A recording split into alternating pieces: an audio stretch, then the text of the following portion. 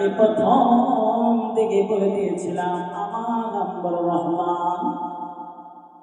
আমি কি যাকে জান্নাত দেই আমি এমনিতেই তাকে জান্নাত দিয়ে দিই। আর কার কাছ থেকে যদি আমি হিসাব নিতে চাই রে, দুনিয়ার কোনো মানুষ জান্নাতে যেতে পারবে না। কবর জগতের মধ্যে আল্লাহ পাক রব্বুল আলামিন 8টা প্রশ্ন করবেন। এই 8টা প্রশ্নের মধ্যে যারা পাস করবে তারাই হবে জান্নাতি। এর মধ্যে একটা প্রশ্ন হলো, তোমার হায়াতের জিন্দেগি তুমি কিভাবে কাটিয়েছো?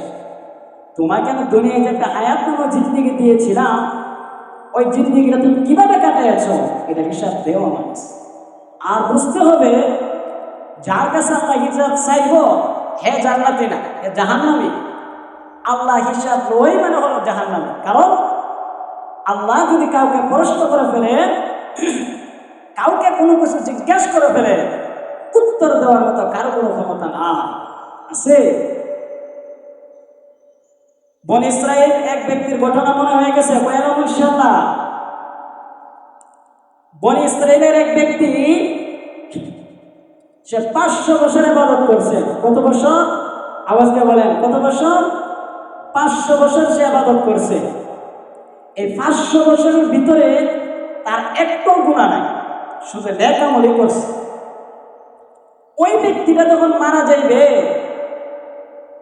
মারা যাওয়ার পর আল্লাহ যখন তাকে বলবে, এ আমার ফেরেশতারা, আমার বান্দার আমি বিনা হিসেবে জান্নাতে দিয়ে দিলাম।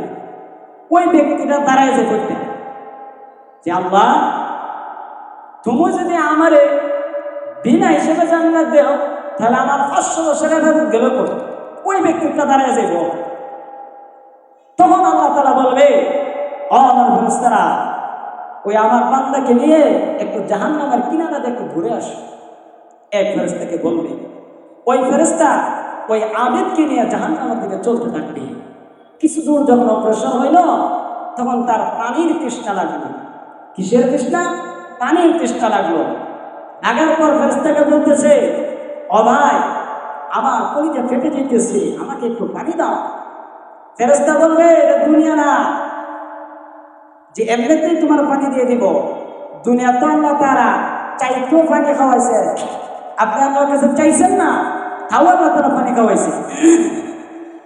গরমের সময় ঠান্ডা পানি খাওয়াইছে, শীতের সময় গরম পানি খাওয়াইছে। সাউন্ড লাগছে না, এমনি আল্লাহ খাওয়াইছে। ঠিক নাকি বলো? ঠিক না? না চাইতে আল্লাহ তাআলা এত নিয়ামত দিয়েছে, কোনো টাকা পয়সা দিতে হয়েছে না, আল্লাহকে কোনো বিনিময় দিতে হয়েছে না। তো বিনিময় ছাড়াই মালিক এত কিছু নিয়ামত দিয়েছে দুনিয়া। আজ তোমাকে দিবে না, আজ বিনিময় লাগবো। এটা দুনিয়ার জগৎ নাই, আখিরাতের জগৎ।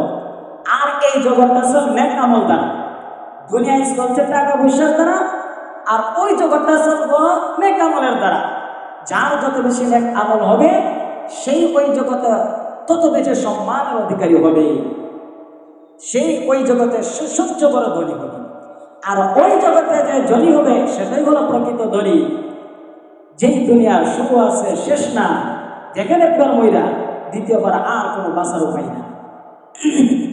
এই জিনিসটা মাথায় থাকলে গুনাহ করার ইচ্ছা মনের মধ্যে জাগে না, যে আমাকে আল্লাহ তাআলা কিসের জন্য বানাইছেন, আমায় আবার কোথায় যাইতে হবে, ওই দিশা ওইটা মনে রাখতে হবে। আল্লাহ আমাকে কিসের জন্য বানাইছেন, আর আমার কিসের দুনিয়ায় আসে, কি করার কথা আল্লাহ তাআলা বলছেন, ওই জিনিস মাথায় রাখতে হবে।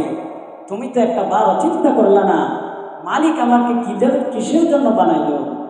আরে দুনিয়ার যত বস্তু আছে এই সবগুলো তো একটা না একটা কাজের জন্য বানাইছে। ঠিক কিনা বলো? সবকিছু একটা কাজের জন্য বানাইছে না? এই যে পাংখা দেখতেছেন ঘুরতেছে, এটা আমরা কিসের জন্য আমরা লাগাইছি? এটার দ্বারা আমরা বাতাস নিব। এই যে বাতি লাগা লাগছে, এটার দ্বারা আমরা আলো নেব।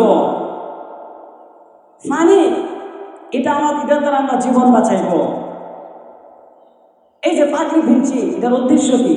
এটার একটা উদ্দেশ্য আছে, সেটা হলো আমার নবীর সুন্নাত, সওয়াবের আশায় ফিরছি। আমার রাসূল করেছে, আমিও করেছি, এই জন্য করেছি। তো সব কিছুর একটা ওসিলা আছে, একটা উদ্দেশ্য আছে। এখন তুমি বলো, তোমাকে আল্লাহ তাআলা কিসের জন্য বানাইছে? নাকি উদ্দেশ্য ছাড়া বানাইছে? উদ্দেশ্য ছাড়া আল্লাহ কোনো কিছু বানাইলেন। তো আল্লাহর একটা উদ্দেশ্য হলো, বান্দা তুমি আমার ইবাদত করবা। দুনিয়া সব কিছু আমি দিয়ে দিছি। তোমাকে আসমানটা আমি দিয়ে দিছি, আসমান থেকে সময় মতো তোমার জন্য বৃষ্টি বর্ষণ হয়, সময় মতো সূর্যের আলো তোমার কাছে আসে, আসমান থেকে যত উপকার আসার দরকার সব কিছু তোমার কাছে আসে। সব কিছু দিয়েছি তোমাকে, আমি হাত দিয়েছি তোমাকে, আমি চোখ দিয়েছি তোমাকে, আমি মুখ দিয়েছি তোমাকে, আমি বিবেক দিয়েছি তোমাকে, আমি জ্ঞান দিয়েছি। কত মানুষ আছে তার সব কিছু সুস্থ কিন্তু জ্ঞানটা সুস্থ নাই, ঠিক কিনা বলো? এই জন্য আল্লাহ পাক রব্বুল আলামিন বলছে, বান্দারে তোরা আমি দুনিয়াতে এমনি বানাই নাই রে, তোরা বানানোর আমার উদ্দেশ্য হলো তুই আমার ইবাদত করবি। যেই কথা বলতেছিলাম ওই বনি ইসরাইলের ওই ইবাদত গুজার বান্দার কথা বলতেছিলাম, ওই বান্দাটা যখন জাহান্নামের কিনারা দিয়ে হাঁটতে থাকবে, কিছু দূর অগ্রসর হয়ে যাওয়ার পর বলবে, আমার পানির তৃষ্ণা লাগছে গো, আমার কলিজা ফেটে যাইতেছে, ভাই রে আমাকে একটু পানি দেও না রে। ফেরেশতা ডাক দিয়ে বলবে, ও আল্লাহর বান্দা, এটা কোনো দুনিয়ার জগৎ না, আমি তোমাকে এমনিতেই পানি দিয়ে দিব, বিনিময় দিতে হবে। ওই ফেরেশতা বলল, বিনিময় দিতে হবে। ইবাদত গুজার বান্দা বলল, কি বিনিময় তোমাকে দিব? উনি বলে, আমাকে 250 বছরের ইবাদত দিতে হবে, এর বিনিময়ে আমি 1 গ্লাস পানি তোমাকে দিব। সুবহানাল্লাহ। 1 গ্লাস পানির বিনিময়ে 250 বছরের ইবাদত দিতে হইব। ভাই আমার 250 বছরের ইবাদত দিয়ে দাও, বা তোমার 1 গ্লাস পানি দাও, আমার কলিজা ফেটে দিতেছে, বহু পানি তৃষ্ণা লাগছে। আচ্ছা ঠিক আছে তোমাকে দিব, তুমি 250 বছরের ইবাদত দিতে হবে, কথা ঠিক আছে তো? বললো হ্যাঁ ঠিক আছে। তো দিয়ে দিল 250 বছরের ইবাদত। দেওয়ার পর বলতেছে, এখন আমার সামনের দিকে চলেন। ফেরেশতা বলতেছে ওই ব্যক্তিরে যে শোনেন সামনের দিকে চলেন। তো সামনের দিকে আবার অগ্রসর হয়ে যাওয়ার পর দেখে গেল আবার পানির তৃষ্ণা লাগছে। লাগার পর বলতেছে, ভাই আবার তো আমার পানির তৃষ্ণা লাগিয়ে গেছে, এখন তো আমার কলিজা ফেটে দিতেছে, 1 গ্লাস পানি দে। এমনিতেই পানি দেওয়া যাবে না, আবার 250 বছরের ইবাদত দেওয়ার লাগবো। আচ্ছা ঠিক আছে দিয়ে দিলাম, যাও পানি দেবো।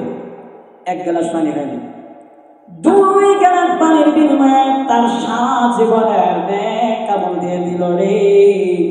এরপর যখন আবার কিছু অগ্রসর হলো গো, আবার পানির তৃষ্ণা দেখা দিল। এখন বলতেছে, ভাই আমাকে আরেকটু পানি দিন, আমার কলিজা ফেটে যাইতেছে, আমি আর সহ্য করতে পারতেছি না গো, আমাকে একটু পানি দাও না।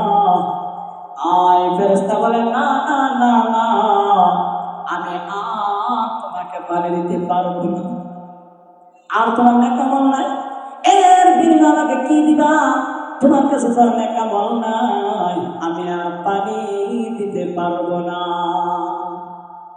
তখন ওই ইবাদত গুজার বান্দাকে ওই ফেরেশতা আল্লাহর কাছে আবার নিয়ে আসে, আর বলে, আমার আল্লাহ বলতেছে, ও আমার বান্দা, এখন আমি তোমাকে জান্নাত দিব, তুমি আমাকে তোমার নেক আমলগুলো দাও, দেখো আমি কিসের বিনিময়ে তোমাকে জান্নাত দিব। ওই বান্দারা শুধু কাঁদতে থাকে আর বলতে থাকে, মালিক রে তোমার নাম রহমান,